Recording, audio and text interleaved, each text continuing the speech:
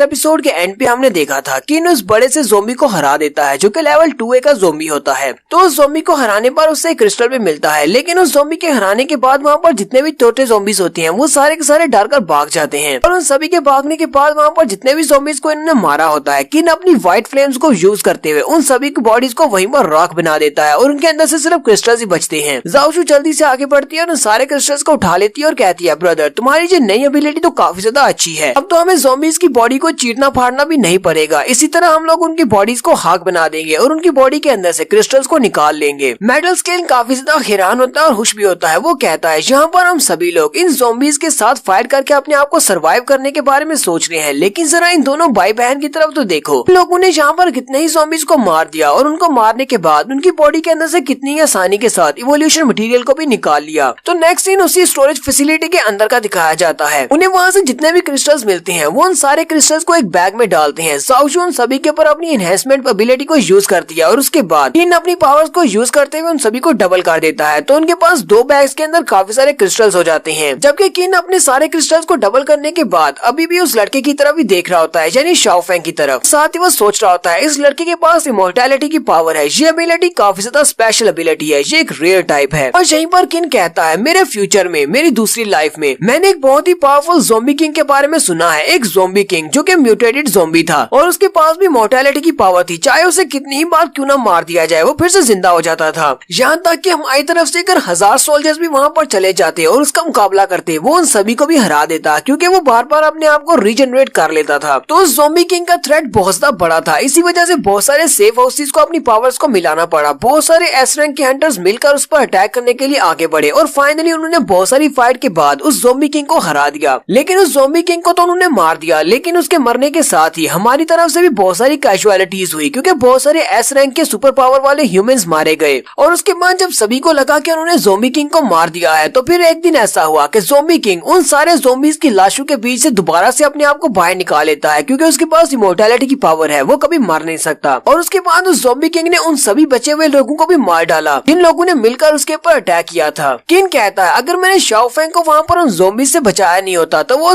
Level 2 के zombie के हाथों मर चुका होता, और मरने के बाद उसकी जो म्यूटेशन वाली एबिलिटी है वो उसको वाकई में एक ज़ोंबी बना देती है, और उसके बाद हो सकता है कि फ्यूचर में यही वो ज़ोंबी किंग बने। इसलिए मैंने ज़ोंबी किंग को ज़ोंबी किंग बनने से पहले ही बचा लिया है। ज़ाओशू किन की तरफ देखती है और कहती है, ब्रदर तुम शाओफेंग की तरफ इस तरह घूर घूर कर क्यों देख रहे हो, कहीं ऐसा तो नहीं कि तुम्हें लड़के पसंद आ गए हैं। किन उसे कहता है, अपनी बकवास बंद करो, ऐसा कुछ भी नहीं है, मैं तो बस उसकी एबिलिटीज के बारे में सोच रहा हूँ कि उसकी एबिलिटी काफी ज्यादा अच्छी है। ज़ाओशू भी आगे से हंसना शुरू कर देती है और कहती है, हाँ ब्रदर मुझे ये सब कुछ पता है, तुम्हें लड़के पसंद नहीं है। किन भी उसकी बात सुनने के बाद आगे से कोई जवाब नहीं देता, जबकि शाओफेंग उनसे कहता है, तुम सभी लोग किस बारे में बात कर रहे हो, मुझे भी तो बताओ, लगता है मेरे बारे में बात कर रहे हो। किन आगे बढ़ता है उसे कहता है, शाओफेंग मैंने तुम्हारी एबिलिटीज को करीब से देखा है, तुम्हारी इमोर्टैलिटी की एबिलिटी काफी ज्यादा रेयर है, मुझे पता है कि तुम अभी भी काफी स्ट्रॉन्ग हो और फ्यूचर में इससे ज्यादा स्ट्रॉन्ग बन सकती हो। क्या तुम हमारे ग्रुप को ज्वाइन करना चाहोगे? तुमने ये तो देख ही लिया है कि हम दोनों कितने ज्यादा स्ट्रॉन्ग हैं, अगर तुम हमारे ग्रुप को ज्वाइन कर लोगे तुम्हारे सर्वाइव करने के चांसेस बढ़ जाएंगे, हम तुम्हें प्रोटेक्शन देंगे, साथ में तुम्हें बहुत सारे क्रिस्टल्स भी देंगे जिससे तुम अपनी स्ट्रेंथ को बढ़ा सकते हो, हम इस महामारी की दुनिया में सबसे ज्यादा स्ट्रॉन्ग टीम बनकर निकलेंगे। शाओफेंग उसकी बात सुनने के बाद उसे कहता है, तुम्हारा बहुत बहुत शुक्रिया, लेकिन मैं तुम्हारी ऑफर को एक्सेप्ट नहीं कर सकता, क्योंकि मैं एक लॉन वुल्फ की तरह हूँ, इस पूरी दुनिया को घूमना है लेकिन अकेले में। हाँ मुझे पता है कि तुम दोनों की जोड़ी काफी ज्यादा अच्छी है और तुम लोग काफी स्ट्रॉन्ग हो, अगर मैं तुम दोनों के साथ रहूंगा तो मैं सेफ रहूंगा, लेकिन अब जबकि दुनिया चेंज हो चुकी है और मुझे आजादी मिली है, इससे पहले मुझे ये आजादी नहीं मिली थी, मैं हमेशा ही किसी न किसी के अंडर प्रेशर रहता था, मुझे आजाद होकर एक आजाद इंसान की तरह इस दुनिया में घूमना फिरना है, इसलिए मैं अपनी जर्नी स्टार्ट करने वाला हूँ, आज के बाद मैं अकेले ही बाहर घुमा फिरा करूंगा। किन उसे कहता है, ठीक है मैं तुम्हारे इस डिसीजन की रिस्पेक्ट करता हूँ, तुम्हें हमारे ग्रुप को ज्वाइन नहीं करना तो मत करो। फिर किन अपनी ज़ाओशू के साथ आगे बढ़ जाता है। ज़ाओशू से कहती है, ब्रदर मुझे लगता है कि तुम्हारी किस्मत काफी ज्यादा खराब है, पिछले कुछ दिनों में तुमने 2 लोगों को इनवाइट किया अपने ग्रुप को ज्वाइन करने के लिए, लेकिन उन दोनों लोगों ने तुम्हारे इन्विटेशन को रिजेक्ट कर दिया। मुझे लगता है कि कोई भी तुम्हें इतना स्ट्रॉन्ग नहीं समझता कि वो तुम्हारे ग्रुप को ज्वाइन करे।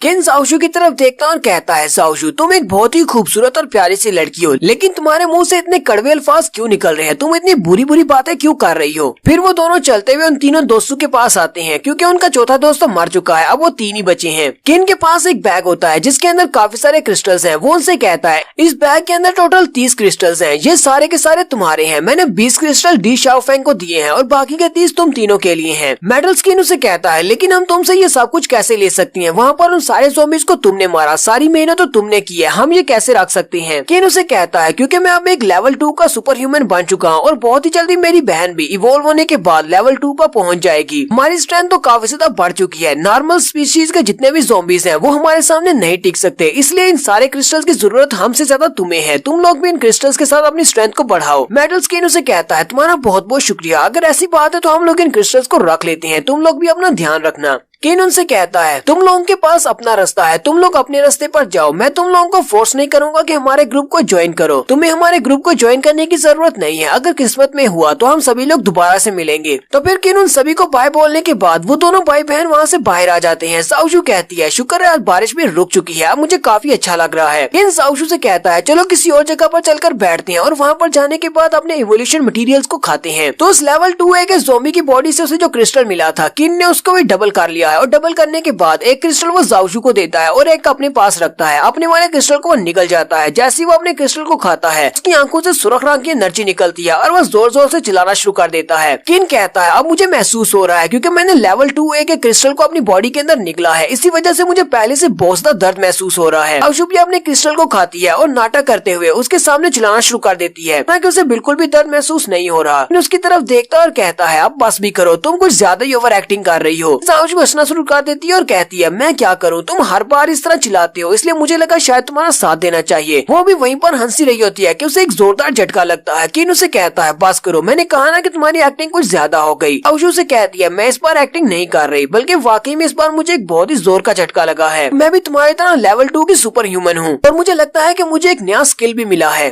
केन उसे कहता है अच्छा ठीक है, तो मुझे बताओ कि तुम्हारा नया स्किल कौन सा है। वो जल्दी से अपनी उंगली के अंदर से एक छोटा सा ब्लड ड्रॉप निकालती है और कहती है एक बहुत ही पावरफुल स्किल है, मैंने इस स्किल का नाम ब्लड स्लेव रखा है। उसकी बात सुनने के बाद कहता है तुम्हारी स्किल का नाम तो बहुत ज्यादा बच्चों वाला है, ऐसा भी कोई नाम होता है। जाओशू गुस्से के साथ उसकी तरफ देखती है और कहती है तुमने क्या कहा, क्या तुमने मेरी एबिलिटी को कम आंका है? चलो मैं तुम्हें दिखाती हूँ कि मेरी एबिलिटी क्या कर सकती है। और साथ ही वो अपने छोटे ब्लड ड्रॉप को केन की बॉडी के अंदर भेज देती है। ऐसे वो ब्लड ड्रॉप केन की बॉडी के अंदर जाता है। वो उसे कहता है ये तुमने क्या किया, मुझे तो लगा था कि तुम्हारा ब्लड ड्रॉप मेरे सर के अंदर खोल कर देगा, लेकिन ये तो बहुत ज्यादा वीक है, मुझे तो टिंगलिंग भी नहीं हुई, तुम इसे एक स्किल कहती हो। जाओशू से कहती है जरा रुको, मैं तुम्हें दिखाती हूँ कि मेरा स्किल क्या कर सकता है। साथ ही वो अपनी उंगली को हिलाते हुए इनको अपना पपेट बना लेती है। असल में उसका ब्लड ड्रॉप उसकी बॉडी के साथ टकराते ही इन जाओशू का पपेट बन चुका है और वो जैसे चाहे उसको यूज कर सकती है। जाओशू अपनी पावर्स को यूज करते हुए बार बार उसे अलग अलग पोज बनवाती है। वो उसे कहता अब बस भी करो, ठीक है मुझे समझ आ गई कि तुम्हारे पास ब्लड स्लेव बनाने की नई एबिलिटी आ गई है, लेकिन तुम मुझे यहाँ पर शर्मिंदा कर रही हो। जाओशू आगे से हंसना शुरू कर देती है और कहती है नहीं, मैं ये बस नहीं करने वाली जब तक तुम इस बात को मान नहीं लेते कि मैं तुमसे ज्यादा स्ट्रॉन्ग हूँ। मैं तुम्हें अपनी उंगलियों पर नचाती रहूंगी। केन उसे कहता है क्या तुम्हें लगता है कि मैं इतना स्ट्रॉन्ग होने के बाद भी तुम्हारी इस एबिलिटी के सामने रेजिस्ट नहीं कर सकता? चलो मैं तुम्हें दिखाता हूँ। तो अपनी पावर्स को यूज करते हुए उसके सामने रेजिस्ट करने की कोशिश करता है। जाओशू से कहती है चलो देखते हैं कि तुम कब तक रेजिस्ट करना स्टार्ट करते हो। साथ ही वो भी अपनी पावर को इनहेंस करती है। बहुत ज्यादा कोशिश कर लेता है लेकिन वो उसकी पावर से बाहर नहीं निकल पाता और फिर वो वहीं पर लेट जाता है और कहता है ठीक है मैं हार मानता हूँ, प्लीज अपनी एबिलिटी को अनडू करो। तो फिर नेक्स्ट सीन में जाओशू की तरफ दिखाते हैं। जाओशू वहीं पर एक ज़ॉम्बी की बॉडी के अंदर अपनी एबिलिटी को डालने के बाद उसको अपना स्लेव बना लेती है और उसी ज़ॉम्बी को यूज करते हुए दूसरे ज़ॉम्बी को मरवा देती है। जाओशू कहती है ये तो बहुत ही अच्छा हो गया, अब मेरे पास अपने गुलाम है, अब इसकी बॉडी से जो इवोल्यूशन मटेरियल मिलेगा वो मेरा होगा। केन उससे कहता है तुम तो बस यहाँ पर थोड़ी बहुत लकी हो और कुछ भी नहीं, तुम्हारी एबिलिटी खास नहीं है। वो दोनों भी वहीं पर ज़ॉम्बीज का शिकार ही कर रहे होते हैं कि उसी वक्त पास वाली दीवार में एक पोर्टल ओपन होता है। जाओशू उस पोर्टल की तरफ देखती है और केन से कहती है ब्रदर अब ये पोर्टल ये क्या चीज है।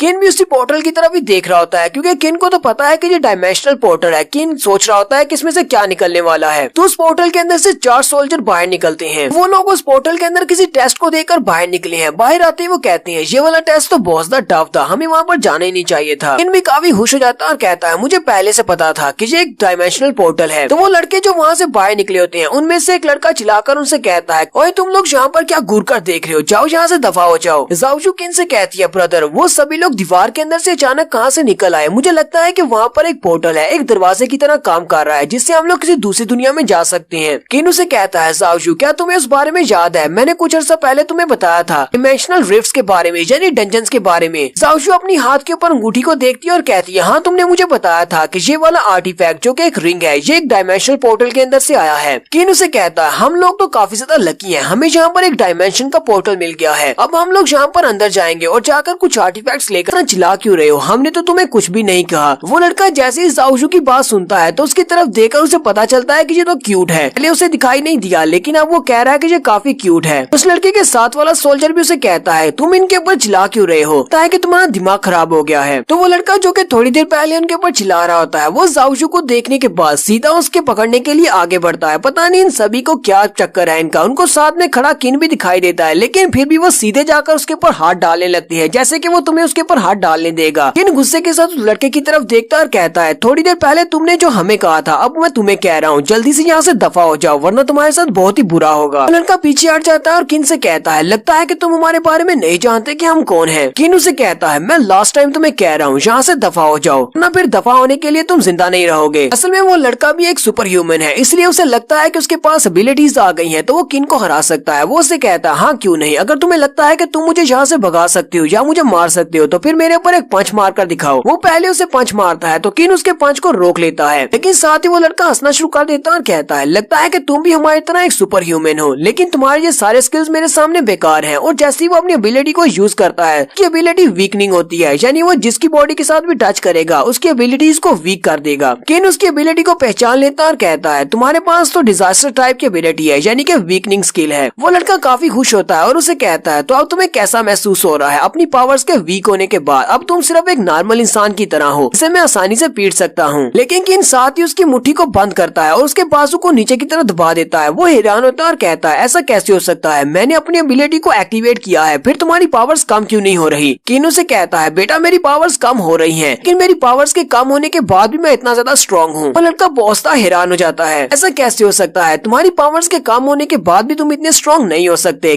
किन ने अभी उसके बाजू को ही पकड़ा होता है वहीं से उसे घुमाकर वो नीचे पटक देता है और साथ उसका बाजू भी तोड़ देता है। उसका कंधा उखड़ जाता है। वो लड़का नीचे गिरकर चिल्लाना शुरू कर देता है। उसको नीचे गिराने के बाद किन उसके ऊपर अपना पाँव रख लेता है। दूसरा सोल्जर उसे कहता है प्लीज ब्रदर इसको छोड़ दो, हम सभी लोग तो सोल्जर्स हैं जो कि रेस्ट करने के लिए यहाँ पर घूम रहे थे, प्लीज इसको कुछ मत करना, प्लीज इसको छोड़ दो। किन उसे कहता है अगर तुम चाहते हो कि मैं इसको छोड़ दूं और इसको नहीं मारूं तो ठीक है मैं इसको नहीं मारूंगा लेकिन तुम्हें मेरे कुछ सवालों के जवाब देना पड़ेंगे। अगर तुमने सही सही मेरे सवालों के जवाब दिए तो ठीक है मैं तुम्हें छोड़ दूंगा, तुम सभी लोग यहाँ से जा सकते हो। वो सोल्जर किन से कहता है हाँ क्यों नहीं, पूछो तुम्हें क्या पूछना है। किन उसे कहता है मुझे ये बताओ कि तुम सभी लोग हो कौन। वो सोल्जर उसे कहता है मेरा नाम ल्यू जैन है और ये मेरे दोस्त हैं। जैसे वो उनका नाम बताने लगता है किन कहता है नहीं नहीं रहने दो, मुझे तुम्हारे नाम जानने में दिलचस्पी नहीं है, मुझे ये बताओ कि तुम लोग यहाँ पर क्या कर रहे हो। तो वो सोल्जर उसे कहता है हम सभी लोग सोल्जर्स हैं, हम लोग स्पेशल गार्ड्स हैं, हमें शेंगजिंग सिटी को प्रोटेक्ट करने की जिम्मेदारी दी गई है। किन उसे कहता है चलो ये तो ठीक हो गया, अब मुझे ये बताओ कि तुम सभी लोग यहाँ पर क्या कर रहे हो और उस पोर्टल के अंदर तुम लोगों ने क्या देखा। अगर तुमने मुझे गलत बताया कि उस पोर्टल के अंदर क्या है तो फिर मैं इस बंदे को मार डालूंगा, साथ ही तुम सभी को भी मार दूंगा। वो सोल्जर उसे कहता है ये जगह बहुत ज्यादा मिस्टीरियस है, हमें यहाँ पर ये पोर्टल मिला और हम सभी लोग इसके अंदर चले गए। यहाँ पर अंदर जाने के बाद हमें पता चला कि हम लोग किसी और डायमेंशन में पहुँच गए हैं। वहाँ पर एक लड़की थी जो कि हमारी भाषा ही बोलती थी, उसने हमें एक टेस्ट देने के लिए कहा लेकिन हम सभी लोग उस टेस्ट में फेल हो गए और उसने हमें वहाँ से बाहर निकाल दिया। और साथ ही उसने रूल्स के बारे में बताया कि अगर हम लोग इस टेस्ट में एक बार फेल हो जाते हैं तो हम लोग दोबारा इस पोर्टल में नहीं जा सकते, इसलिए अब हम सभी लोग वहाँ पर दोबारा नहीं जा पाएंगे।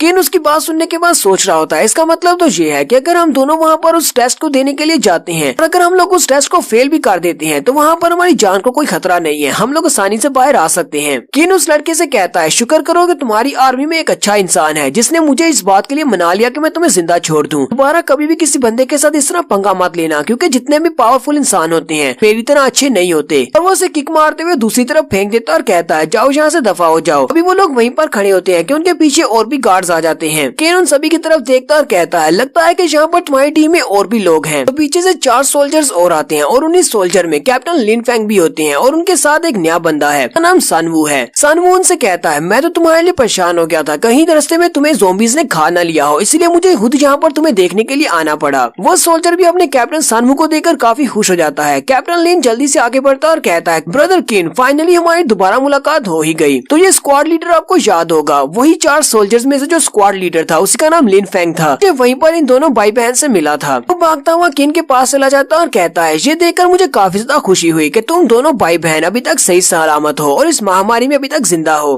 किन उसे कहता है तुम भी बिल्कुल ठीक ठाक हो, इसका मतलब ये है कि तुम भी काफी स्ट्रॉन्ग हो चुके हो। सनवू आगे बढ़ता है और अपने भाई संजी की तरफ देखता है जो कि ग्राउंड पर गिरा पड़ा होता है और उसका कंधा भी टूट चुका है। सनवू कहता है मेरे छोटे भाई के साथ ये सब कुछ किसने किया किया है, किसने उसका कंधा तोड़ा है। लिन फेंग किन से कहता है, ब्रदर किनजू क्या ये सब कुछ तुमने किया है, क्या उसका बाजू तुमने तोड़ा है। किन उसे कहता है हाँ मैंने उसका बाजू तोड़ा है, वो बहुत ही एरोगेंटली मेरे सामने पेश आ रहा था, अगर दूसरा बंदा उसके लिए भीख नहीं मांगता तो मैंने तो अब तक उसको मार दिया होता। कैप्टन लिन फेंग उसे कहता है, ब्रदर किनजू मुझे नहीं लगता कि तुम्हें इस बारे में जरा भी अंदाजा है कि तुमने यहाँ पर क्या किया है। जिस लड़के को मारा है उसका नाम सनजी है, ये बंदा जो इसके सामने खड़ा है वो कैप्टन सनवू है। सनजी कैप्टन सनवू का छोटा भाई है। हालांकि सनजी कुछ भी नहीं है, वो काफी वीक है, लेकिन उसका भाई एक चैंपियन है और हमारी आर्मी का वो सबसे बेस्ट फाइटर है। चलो अब जो तो होना था वो तो हो गया, लेकिन अब तुम यहाँ पर सनवू के साथ फाइट करने की कोशिश मत करना, मैं उससे तुम्हारी तरफ से बात करता हूँ, मैं उसका सीनियर हूँ, शायद वो मेरी बात मान जाए। लेकिन उसकी बात सुनने के बाद कहता है तो इसका मतलब ये सनवू ये एक चैंपियन है, इसी वजह से इसका छोटा भाई इतना ज्यादा एटीट्यूड वाला है।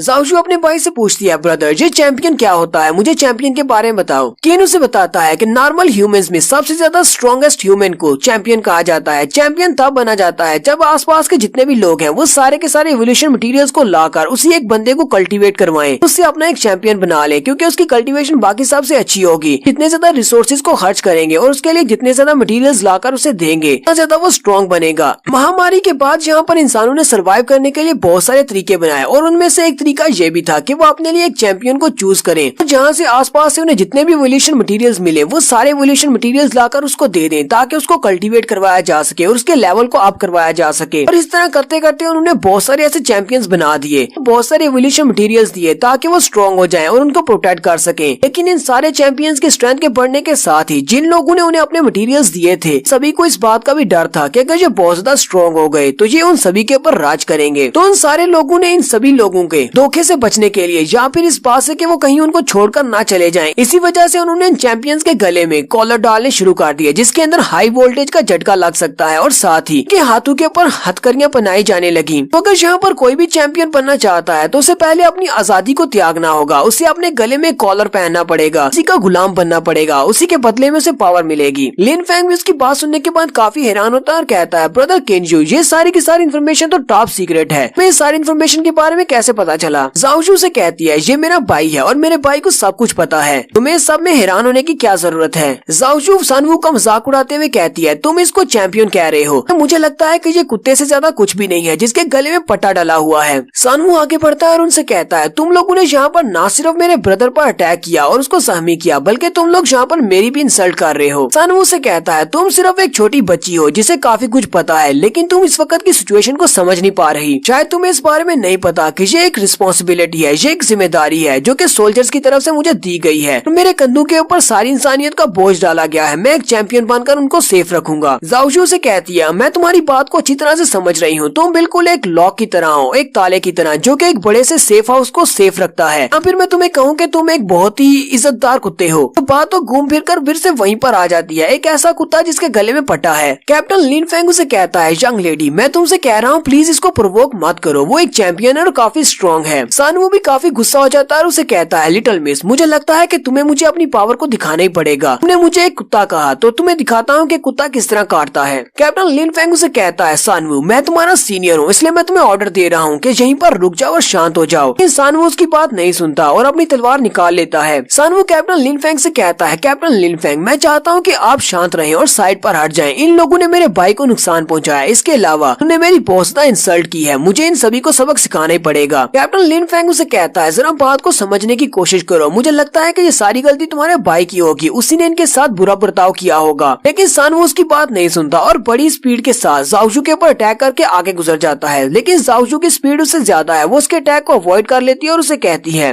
तुम तो एक बहुत ही पावरफुल कुत्ते हो, मैं यहाँ पर तेजी के साथ तुम्हारे अटैक को अवॉइड नहीं करती तो तुमने तो मुझे काट ही लेना था और मेरे बाल कट जाते। जबकि कैप्टन सनवू पीछे की तरफ देखकर काफी ज्यादा हैरान होता है और इसी बारे में सोच रहा होता है। वो कहता है, ये लड़की इस लड़की ने मेरे मूव को पहले से देख लिया कि मैं इसके ऊपर अटैक करने वाला हूँ और इसने मेरे मूव को अवॉइड भी कर लिया, ऐसा कैसे हो सकता है, क्या ये मुझसे ज्यादा स्ट्रॉन्ग है। वो भी वहीं पर खड़ा होता है कि किन उसके पीछे पहुंच जाता है और उसे कहता है, पहले तो मैं तुम लोगों को छोड़ने वाला था, लेकिन अब तुमने मेरी बहन के ऊपर अटैक किया है तो अब मैं तुम्हें नहीं छोड़ूंगा। और साथ ही वो उसे एक जबरदस्त पंच मारता है जिससे वो पीछे वाली दीवार के साथ जाकर टकराता है। बाकी के सारे सोल्जर भी ये देखकर बहुत ज्यादा घबरा जाते हैं।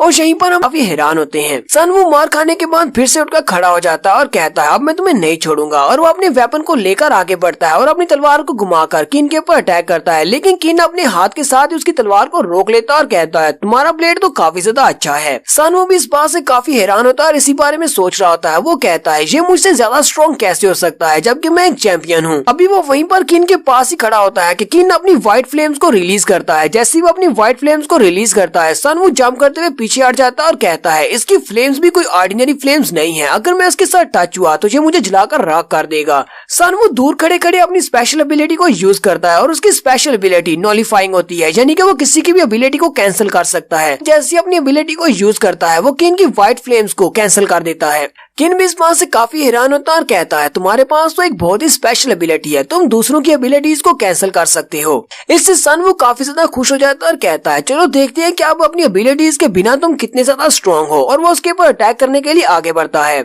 और वो दूर से जंप करके अपने वेपन के साथ उसके ऊपर अटैक करने के लिए आगे बढ़ रहा होता है, लेकिन जैसे ही वो अपने वेपन के साथ उस पर अटैक करता है किन गायब होकर उसके पीछे चला जाता है, क्योंकि उसके पास अभी भी उसकी स्पीड है। उसकी फिजिकल स्ट्रेंथ एक नॉर्मल इंसान से काफी ज्यादा है। चाहे वो यहाँ पर अपनी एबिलिटीज को यूज ना भी करे तभी वो उससे ज्यादा स्ट्रॉन्ग है। किन उसके पीछे चले जाने के बाद उसे कहता है अगर मैं यहाँ पर अपनी स्पेशल पावर्स को ना भी यूज करूँ तभी मेरी फिजिकल स्ट्रेंथ तुमसे बहुत ज्यादा है, इसलिए तुम मुझसे नहीं जीत सकते। मुझे लगता है कि तुम्हारे लिए ज्यादा बेहतर यही रहेगा कि शांत रहो और अपने आप पीछे हट जाओ, क्योंकि मैं सोल्जर्स को मारकर अपने हाथ गंदे नहीं करने वाला। किन उसे कहता है वैसे मुझे तुम्हारा ये वाला ब्लेड काफी ज्यादा अच्छा लगा, मुझे लगता है कि तुम्हारा ब्लेड काफी रेयर है, मुझे भी इसी तरह का एक ब्लेड चाहिए। तो सोल्जर लियू आगे बढ़ता है और उसे कहता है किन मुझे लगता है कि तुम्हें इसका ब्लेड काफी ज्यादा पसंद आया। इस ब्लेड को मेरे छोटे भाई ने बनाया है। मेरा भाई एक बहुत ही अच्छा क्राफ्ट्समैन है और उसका निकनेम स्मिथी लियू है। अगर तुम हमारे साथ हमारे बेस पर चलोगे तो वहाँ पर मैं अपने भाई से रिक्वेस्ट करूंगा, वो तुम्हारे लिए एक बहुत ही अच्छा सा ब्लेड बना देगा। केन उसे कहता है तुम्हारा बहुत बहुत शुक्रिया, जब मेरे पास टाइम होगा तो मैं तुम्हारे बेस पर विजिट करने के लिए जरूर आऊंगा। फिर वो जाओजू से कहता है जाओजू चलो चलते हैं, और फिर वो दोनों ही उस पोर्टल के रास्ते से दूसरी डायमेंशन के अंदर चले जाते हैं। कैप्टन लिन फैंग और सनवू क्योंकि वो बाद में आए हैं, वो अपने सोल्जर से कहते हैं ये लोग अभी कहाँ पर चले गए हैं। वो सोल्जर कैप्टन लिन फैंग को इस सब के बारे में बताता है कि वहाँ पर उसके दूसरी तरफ क्या है। वो उसे डायमेंशन के बारे में बताते हैं और टेस्ट के बारे में बताते हैं, और साथ ही उसे बताते हैं कि हम लोग उसके अंदर गए थे, इसी वजह से हम लोग वापस आने में लेट हो गए, और वैसे वहाँ पर अंदर जाने पर कोई भी खतरा नहीं है। नेक्स्ट सीन हमें डायमेंशन के अंदर का दिखाया जाता है। किन और जाओजू उस डायमेंशन के अंदर चले जाते हैं। जाओजू उस दूसरी डायमेंशन को देखकर काफी ज्यादा खुश होती है। वहीं पर सामने उन्हें एक लेडी दिखाई देती है जो कि इस टेस्ट को लेने वाली है। जाओजू से कहती है ब्रदर वहाँ पर सामने कोई है, कोई इंसान के जैसा।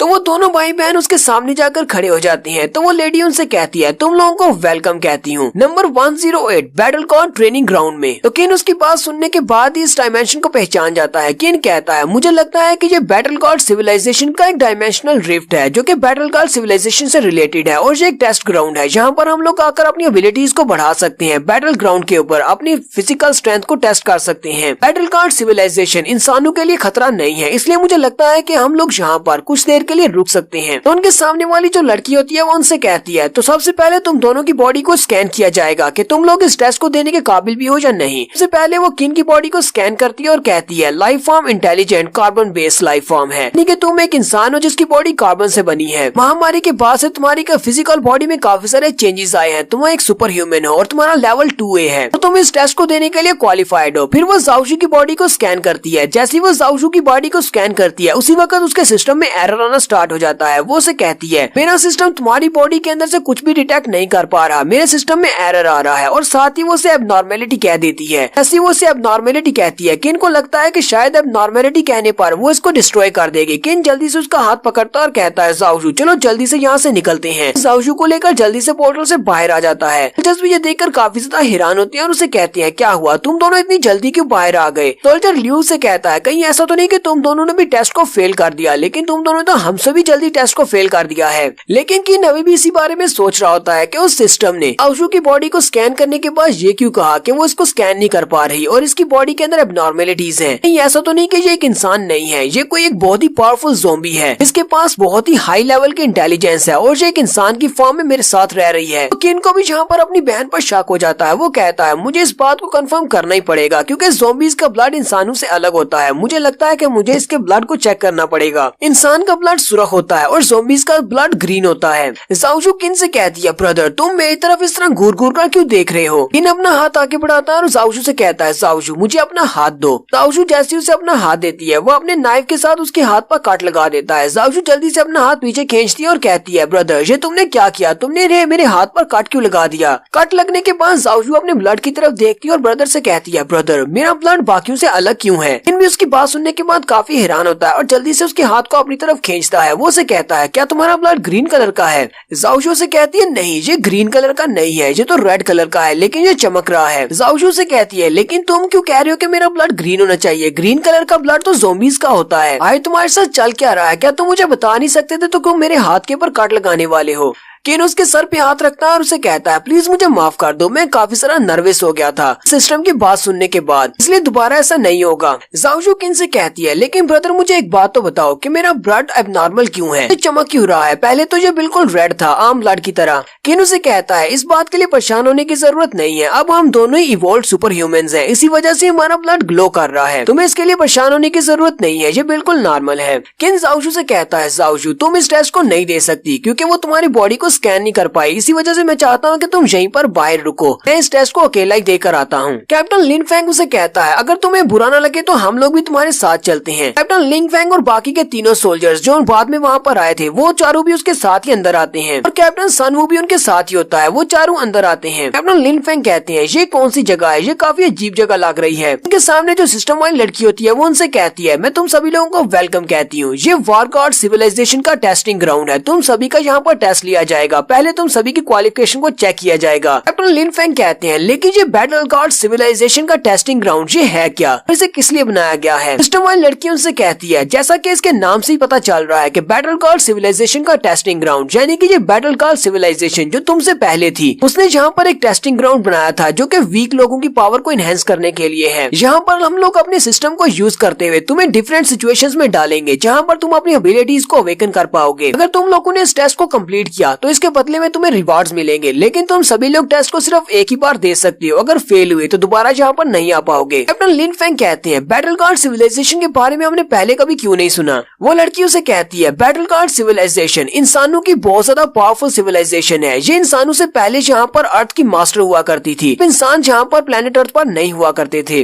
कैप्टन लिन फेंग उसे कहता है, हमारी हिस्ट्री बहुत ज्यादा पुरानी है, हम लोगों ने प्लेनेट अर्थ के ऊपर बहुत सारे साल गुजारे हैं, हमने कभी बैटल गॉड सिविलाइजेशन के बारे में क्यों नहीं सुना, अगर तुम लोग अर्थ पर रहा करते थे।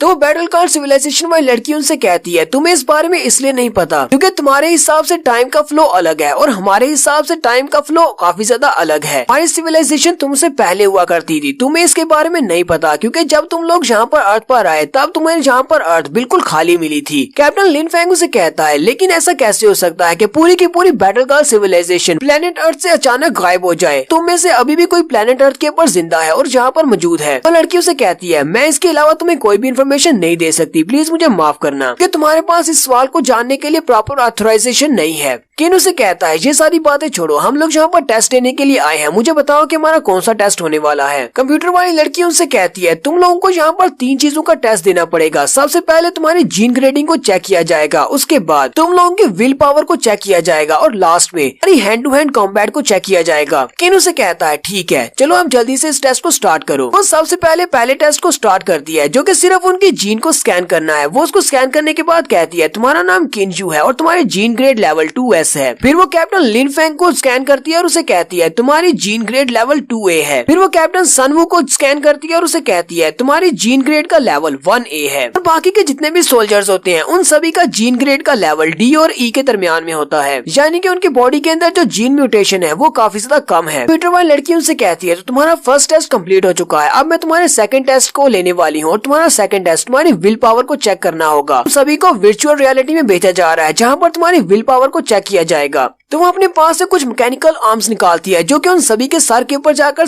फिक्स हो जाते हैं और उसी के साथ वो वर्चुअल रियलिटी में चले जाते हैं। किन एक ऐसी जगह पर होता है, वो आसमान में खड़ा होता है और आसमान के ऊपर से थंडरबोल्ट्स गिर रहे होते हैं। किन कहता है, ये वाला टेस्ट तो बहुत ज्यादा इजी होने वाला है, लेकिन उसी वक्त आसमान के ऊपर से थंडरबोल्ट उसकी बॉडी के ऊपर गिरना स्टार्ट होते हैं, जहाँ पर चेक किया जाएगा कि वो कितनी देर तक इन थंडरबोल्ट्स को बर्दाश्त कर सकता है। और जैसे वो थंडरबोल्ट्स उसके ऊपर गिरते हैं, किन वहीं पर चिल्लाना शुरू कर देता है। यहाँ पर अभी उनकी विल की पावर का टेस्ट अभी जारी रही है, उनकी बॉडी के ऊपर बहुत सारी बिजलियां गिर रही होती हैं, लेकिन ये सिर्फ एक सिमुलेशन है, ये रियल नहीं है। सारी बिजलियां उसके ऊपर गिरती हैं, जिसकी वजह से उसे उस सारी बिजलियों को बर्दाश्त करना है। तो किन उन सारी बिजलियों को बर्दाश्त कर लेता है। उसी के फौरन बाद उसे पानी के अंदर फेंक दिया जाता है। पानी के अंदर डूबता जा रहा है और पानी के अंदर गिर रहा होता है। उसे वहीं पर अपनी सांस को रोकर रखना है। जैसे ही वो तैरकर ऊपर की तरफ निकलने लगता है, उसी वक्त देखता है कि उसके पाँव के ऊपर जंजीर बंधी हुई है और वो बाहर नहीं निकल सकता। तो उसे यहाँ पर ज्यादा से ज्यादा अपनी सांस को रोकर रखना होगा, यही इसका टेस्ट है। पर कल्टीवेट करने की स्टेज में बैठ जाता है और काफी देर तक अपनी सांस को रोकता है। जैसे वो अपने इस टेस्ट को भी पार करता है, नेक्स्ट सीन में जब वो आंख खोलता है तो उसके इर्द गिर्द बहुत सारी फायर लगी होती है और उसी फायर के दरमियान में उसे काफी देर तक बैठना पड़ता है। किन अपनी फायर वाले टेस्ट को भी पास कर लेता है और उसके बाद उसके इर्द गिर्द बहुत सारे उड़ते हुए पत्थर आते हैं कि वो तेज हवा का टेस्ट है और वो उस टेस्ट को भी पास कर लेता है। अपने सारे टेस्ट को पास करने के बाद जैसे ही वो अपनी आंखें खोलता है तो वो वहीं पर ग्राउंड के ऊपर बैठे होते हैं। किन, सानवू और कैप्टन लिन फेंग, वो तीनों तो वहाँ पर बैठे होते हैं, अपने टेस्ट को पास कर लेते हैं, जबकि बाकी के वहीं पर नीचे गिर जाते हैं क्योंकि वो इस टेस्ट को पास नहीं कर पाते। सानवू और कैप्टन लिन फेंग, उन दोनों की हालत काफी ज्यादा खराब होती है, लेकिन उन्होंने अपने इस टेस्ट को पास कर लिया है। तो उनके सामने जो गार्डेस होती है वो उनसे कहती है तो तुम लोगों के रिजल्ट्स ये हैं। वो सबसे पहले किन से कहती है तुम्हारी विल पावर का रैंक एस है। फिर वो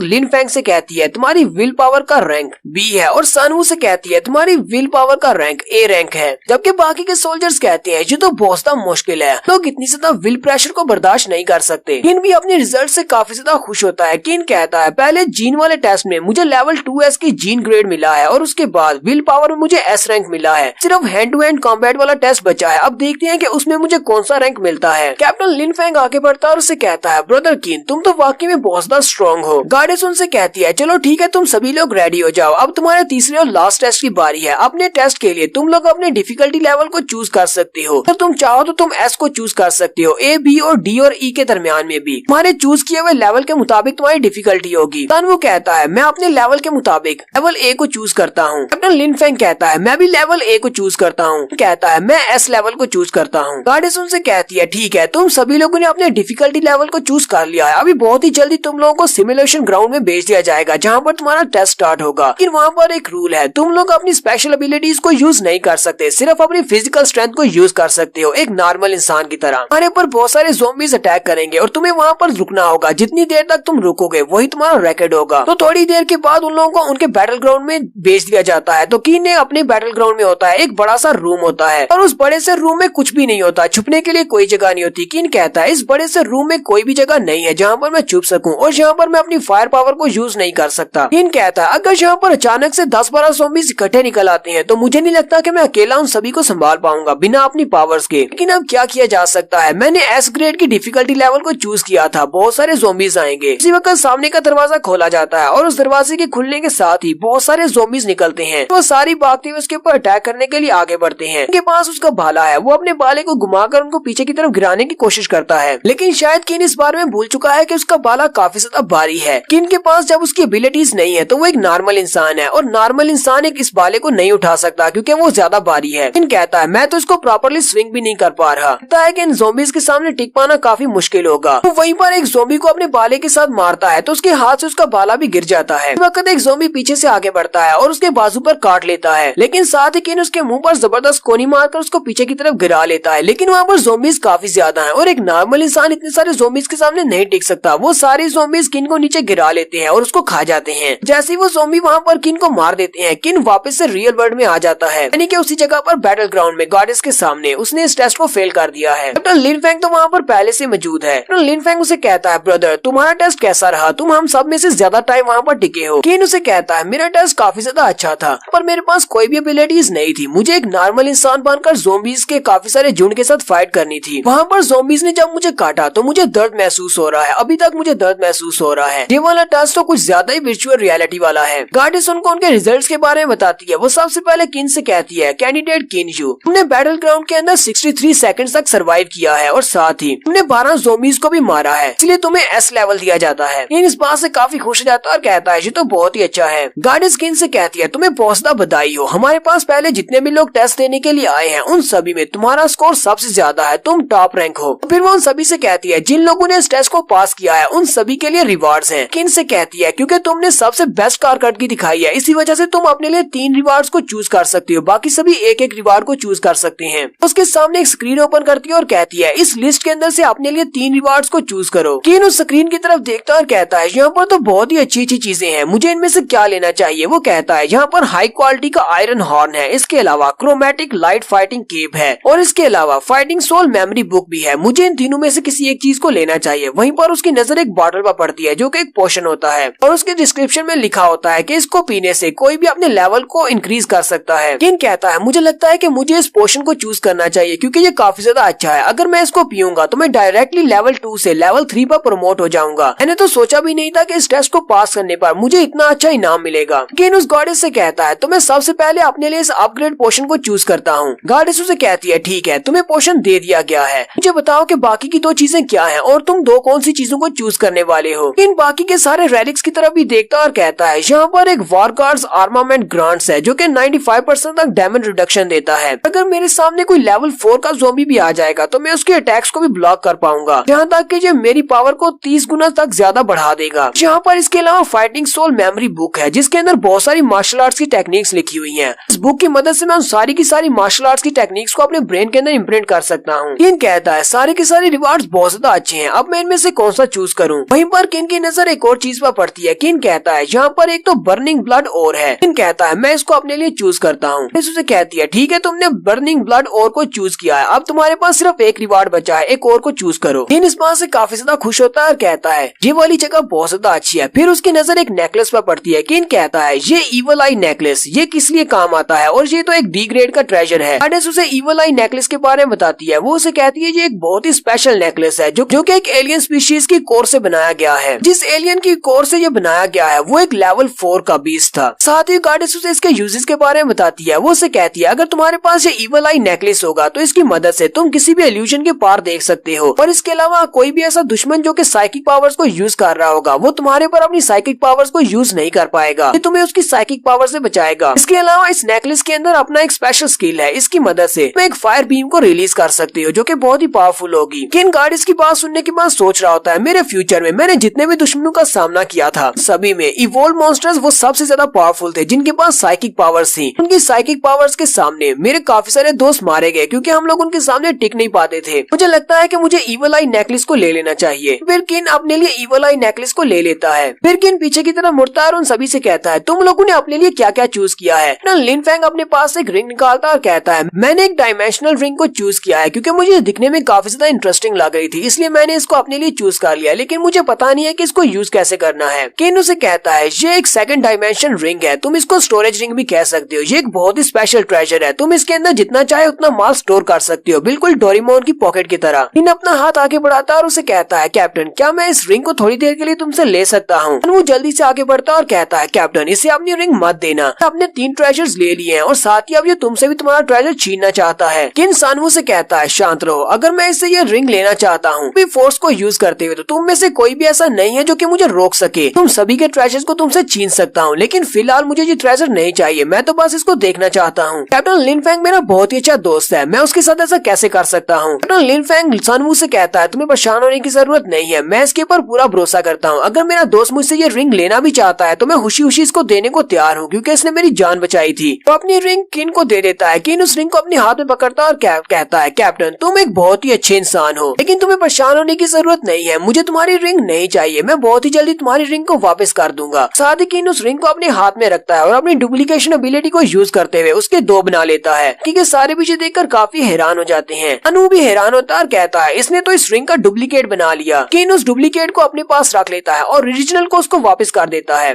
किन उन सभी से कहता है ये मेरी एक स्पेशल एबिलिटी है, मैं किसी भी चीज को टच करके उसका डुप्लीकेट बना सकता हूँ, इससे ओरिजिनल के ऊपर जरा भी फर्क नहीं पड़ता और दोनों सेम पावर्स को यूज कर सकते हैं। कैप्टन लिन फेंग काफी खुश होते हैं और कहते हैं ऑसम तुम्हारी पावर्स तो काफी ज्यादा अच्छी हैं। फिर किन उन सभी सोल्जर से कहता है तुम सभी को यहाँ पर जो भी वेपन्स मिले हैं या जो भी ट्रेजर्स मिले हैं क्या तुम मुझे दोगे, मैं उनका डुप्लीकेट बना लूंगा और उसका ओरिजिनल तुम्हें वापस मिल जाएगा। अनु इस बात से काफी गुस्सा होता है और कहता है इस लड़के की एबिलिटी तो बहुत ज्यादा पावरफुल है, मुझे तो इस लड़के की किस्मत पर यकीन नहीं हो रहा कि ये यहाँ पर किसी भी चीज को डुप्लीकेट बना सकता है। हम लोगों ने इतनी मेहनत से यहाँ पर टेस्ट को पास किया और इस रिवार्ड को हासिल किया और ये लड़का मुफ्त में हमसे हमारे ट्रेजर्स को डुप्लीकेट बनाकर रख रहा है। इसका मतलब तो ये हुआ कि हम सभी के पास सिर्फ एक ट्रेजर होगा, लेकिन इसके पास हम सभी के ट्रेजर्स होंगे, यानी कि इसकी पावर हम सभी से ज्यादा हो जाएगी। गॉडेस उन सभी से कहती है तुम सभी के टेस्ट को पूरा कर दिया गया है, अब तुम सभी लोग यहाँ से जा सकते हो और दोबारा यहाँ पर नहीं आ सकते। साथ ही पोर्टल क्लोज हो जाता है और वो सारे बाहर आ जाते हैं और हाथ लग जाती है और कहती है ब्रदर तो तुम वापस आ गए, मैं तो काफी ज्यादा परेशान हो गई थी कि तुम अभी तक वापस क्यों नहीं आए। केन उसे कहता है मैं बिल्कुल ठीक हूँ, इसलिए तुम्हें परेशान होने की जरूरत नहीं है। जाओशू उसे कहती है जरा मुझे बताओ कि वहाँ पर क्या हुआ, तुम्हारा टेस्ट कैसा था, तो तुमने उस टेस्ट में कैसा किया, तुम्हें वहाँ से कुछ मिला भी या नहीं। केन उसे कहता है हाँ हमने टेस्ट को पास कर दिया, और क्या तुम्हें पता है कि तुम्हारे भाई ने वहाँ पर बाकी सभी से सबसे बेस्ट स्कोर्स हासिल किए हैं। कैप्टन लिन फैंग केन से कहते हैं अब आगे का तुम्हारा क्या प्लान है, क्योंकि तुम काफी ज्यादा स्ट्रॉन्ग हो, इसलिए मैं चाहता हूँ कि तुम मेरी रिक्वेस्ट को मानो और हमारे साथ शिनजेंग सिटी में चलो। हमारे शिनजेंग सिटी के ऊपर बहुत सारी एलियन स्पीशीज ने अटैक किया है, मैं चाहता हूँ कि तुम मेरे साथ हमारे बेस पर चलो, क्योंकि हमें वहाँ पर बहुत ही पावरफुल लोगों की जरूरत है। अगर तुम हमारे साथ वहाँ पर चलोगे हमारे लिए पहुँचना आसान हो जाएगा उन डेविल मॉन्स्टर से फाइट करना।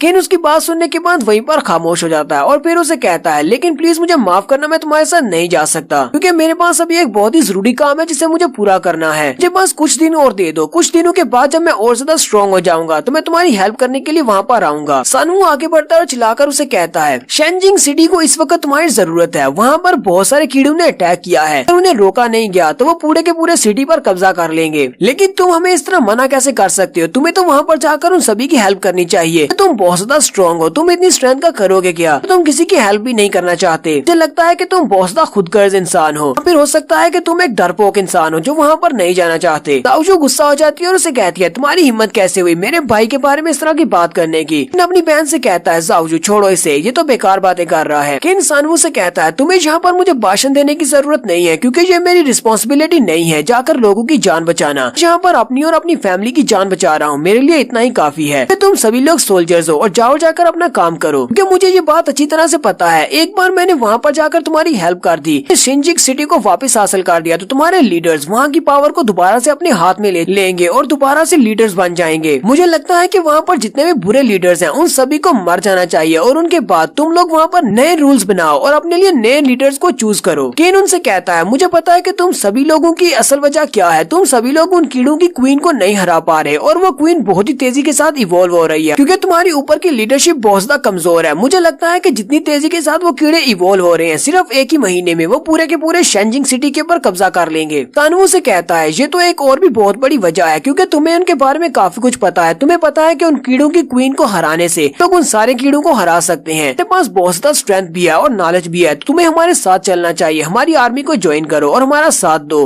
हम लोग एक बहुत ही पावरफुल एलीट स्क्वाड बना सकते हैं और जाकर उनके नेस्ट में घुसकर उस कीड़ों की क्वीन को मार सकते हैं, इससे हम लोग अपने शेनजिंग सिटी को बचा पाएंगे। केन उसे कहता है मुझे तो तुम्हारे ऊपर यकीन नहीं होता, तुम्हें एक सोल्जर और एक चैंपियन किसने बना दिया, तुम्हारा ये वाला एटीट्यूड और तुम्हारी एरोगेंस ये तुम्हें किसी दिन मरवा देगी। तुमने यहाँ पर कह दिया और ये हो गया, ऐसा नहीं होता। तुम्हारे इस भाषण का मेरे ऊपर कोई भी असर नहीं हुआ। और साथ ही वो उन्हें बाय बोलते हुए पीछे की तरफ मुड़ जाता है। सनवू और कैप्टन लिन फैंग वहीं पर खड़े रह जाते हैं, अपनी बहन को वहाँ से लेता है और गली की दूसरी तरफ चले जाते हैं। वो लोग वहीं पर जाकर बैठे होते हैं। किन अपने पास से उस पोशन वाली बोतल को निकालता है और जाओशू से कहता है जाओशू ये एक बहुत ही स्पेशल पोशन वाली बोतल है, सिर्फ एक ही पोशन को पीने से लोग अपने आप को लेवल अप कर सकते हैं। इस महामारी की दुनिया में ये वाली स्पेशल बोतल ये सबसे ज्यादा स्ट्रॉन्गेस्ट चीज है जो अब तक हमें मिली है। जाओशू हैरान होकर उसे कहती है लेकिन ये तो सिर्फ एक एलिक्सर की बोतल है, इसमें इतना क्या स्पेशल है। मुझे लगता है कि तुम्हें उस स्पेशल रिंग को लेना चाहिए था, उस डायमेंशनल पॉकेट वाली को, क्योंकि अगर तुम उसको ले लेते तो मुझे लगता है कि उस स्टोरेज रिंग को लेने के बाद तुम एक डोरेमोन बन सकते थे। इन जाओशू से कहता है तुम्हें लगता है कि डोरेमोन वाली रिंग ज्यादा अच्छी थी, लेकिन मुझे लगता है कि एक बार जब मैं इस पोशन को पी लूंगा तो उसके बाद तुम भी इसके इफेक्ट्स को देखने के बाद कहोगी कि ये मेरी चॉइस काफी ज्यादा अच्छी है, मैं इसको पहले डुप्लीकेट बना लूं। तो अपनी पावर्स को यूज करते हुए उसे डुप्लीकेट बनाने लगता है, लेकिन उसके ऊपर डुप्लीकेशन काम नहीं करती। जाओशू से कहती है क्या हुआ, तो क्या इसका डुप्लीकेट नहीं बन रहा। केन उसे कहता है मुझे लगता है कि ये पोशन बहुत ज्यादा पावरफुल है और मेरी डुप्लीकेशन लेवल अभी इतना ज्यादा नहीं है कि मैं इसको डुप्लीकेट कर सकूं। मुझे लगता है कि पहले मुझे लेवल अप होना पड़ेगा, अपनी स्ट्रेंथ को बढ़ाना पड़ेगा, उसी के बाद मैं इसको डुप्लीकेट कर सकता हूँ। जाओशू किन से कहती है ब्रदर जब मैं भी तुम्हारी तरह लेवल 2 पर पहुंची हूँ तो मुझे कुछ महसूस हो रहा है। मुझे लगता है कि मेरी जो इनहेंसमेंट्स की एबिलिटी है वो काफी ज्यादा चेंज हो गई है, मेरे पास कुछ नए स्किल्स आए हैं। केन उसे कहता है अब मुझे बताओ कि तुम्हारे पास कौन से नए स्किल्स आ गए हैं। जाओशू जल्दी से उठकर खड़ी हो जाती है और एक्साइटेड होकर उसे बताती है। वो उसे कहती है मुझे लगता है कि अब मैं अपनी एनहेंसमेंट की पावर को सिंगल ट्रेड के ऊपर भी अप्लाई कर सकती हूँ।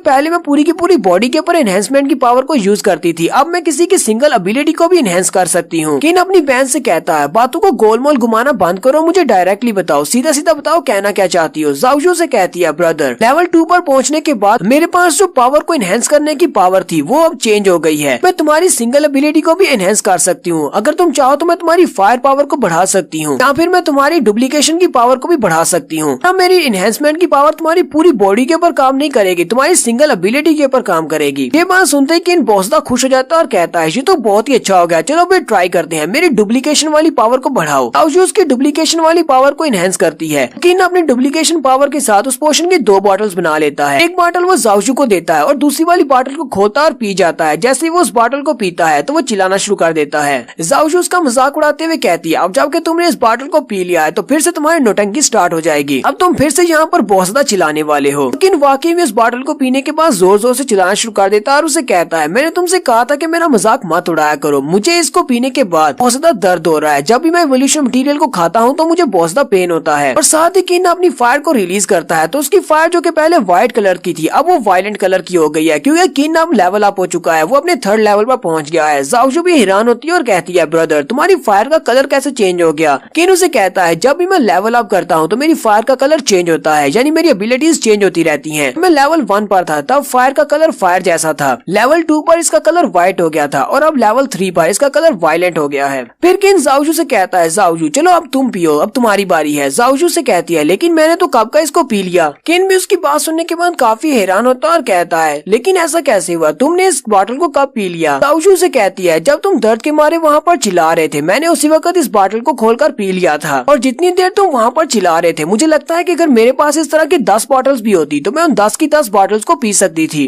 किन जाओजू से कहता है अच्छा मुझे ये बताओ इस बॉटल को पीने के बाद तुम्हें कैसा महसूस हो रहा है, तुम्हारा लेवल अप हुआ या नहीं। जाओजू से कहती है अब जबकि तुमने पूछ ही लिया है तो मुझे लगता है कि मेरी पावर्स पहले से काफी ज्यादा बढ़ चुकी हैं, लेकिन मुझे ऐसा महसूस नहीं हो रहा कि मैं लेवल 3 पर पहुंच चुकी हूँ। मुझे लगता है कि मेरे पास जितनी भी एबिलिटीज थी वो सारी की सारी अब बढ़ चुकी हैं, मेरी इनहेंसमेंट की एबिलिटी भी पहले से काफी ज्यादा बढ़ चुकी है और मुझे ऐसा महसूस हो रहा है जैसे कि मेरी पावर बढ़ने के बाद मैं अपनी इनहेंसमेंट की एबिलिटी को किसी भी स्पेशल चीज के ऊपर कास्ट करने के बाद उसके ऊपर परमानेंट इफेक्ट्स डाल सकती हूँ। इन उसे कहता है चलो भी ट्राई करके देखते हैं, अपनी डोरेमोन वाली रिंग के ऊपर इसको अप्लाई करो। तो उसके ऊपर अपनी इनहेंसमेंट की एबिलिटी को अप्लाई करती है तो वाकई में उसको परमानेंटली इनहेंस कर देती है, यानी कि उसे बार बार उसको इनहेंस करने की जरूरत नहीं है, उसकी स्ट्रेंथ पहले से बहुत ज्यादा बढ़ गई है। किन कहता है ये तो बहुत ही अच्छा हो गया, अब हमारे पास एक एनहेंस स्टोरेज रिंग है जिसके अंदर हम पहले से डबल सामान रख सकते हैं। फिर वो अपने पास से ब्लड डोर निकालता है और उसे कहता है मैं चाहता हूँ कि तुम अपनी एनहेंसमेंट की एबिलिटी को इसके ऊपर यूज करो। वो उसे कहती है अब ये क्या चीज है। किन उसे कहता है ये एक स्पेशल ब्लड डोर है, इसको एनाइलेशन बॉम्ब भी कहा जाता है। ये भी एक स्पेशल ट्रेजर है जो कि मैं वही रिफ्ट के अंदर से लेकर आया हूँ बैटल गॉड से। हालांकि ये दिखने में बहुत ज्यादा छोटा है लेकिन इसका धमाका बहुत ज्यादा जबरदस्त होता है। फिर हम लोग किसी ऐसी जगह पर इसको यूज करेंगे जहाँ पर लेवल 3 के ज़ॉम्बीज होंगे, वो काफी सारे हों, तब भी ये बॉम्ब वहाँ पर फटने के बाद उन सभी को एक ही बार में मार डालेगा। तो यहाँ पर वो दोनों अपना सारा काम खत्म करने के बाद वो दोनों एक बिल्डिंग के अंदर जाते हैं। वो एक कपड़े की शॉप होती है, वो वहीं पर सोफे के ऊपर बैठे सो रहे होते हैं। वहीं पर उन्हें बाहर से आवाज आती है, बाहर 2 लड़की लड़का होते हैं। लड़की का नाम जाओ टोंग होता है जबकि लड़का चिल्ला चिल्ला कर उसे कह रहा होता है जाओ टोंग प्लीज मुझे माफ कर दो, मुझसे गुस्सा मत हो, मुझे पता है कि लास्ट नाइट सारी की सारी मेरी गलती थी। जाओ टोंग चिल्लाकर उसे कहती है क्या तुम शांत नहीं रह सकते, तुम इतना चिल्लाकर क्यों बात कर रहे हो, तुम्हें पता नहीं है इस वक्त हम लोग पब्लिक प्लेस पर हैं। वो लड़का भी उसकी बात सुनने के बाद खामोश हो जाता है और उसे कहता है लेकिन तुम भी तो यहाँ पर चिल्लाकर बात कर रही हो। वो लोग चलते हुए एक रेस्टोरेंट के सामने पहुँचते हैं तो उस रेस्टोरेंट के अंदर देखते हैं, कहते हैं चलो जाकर देखते हैं कि इसके अंदर शायद कुछ मिल जाए, लेकिन वो पूरे का पूरा रेस्टोरेंट खाली होता है, वहाँ पर कोई भी खाना नहीं होता। दोनों ही अंदर से जाकर उसको चेक करते हैं और कहते हैं यहाँ पर तो कोई भी खाना नहीं है, लगता है कि सारे का सारा खाना कोई उठाकर ले गया है।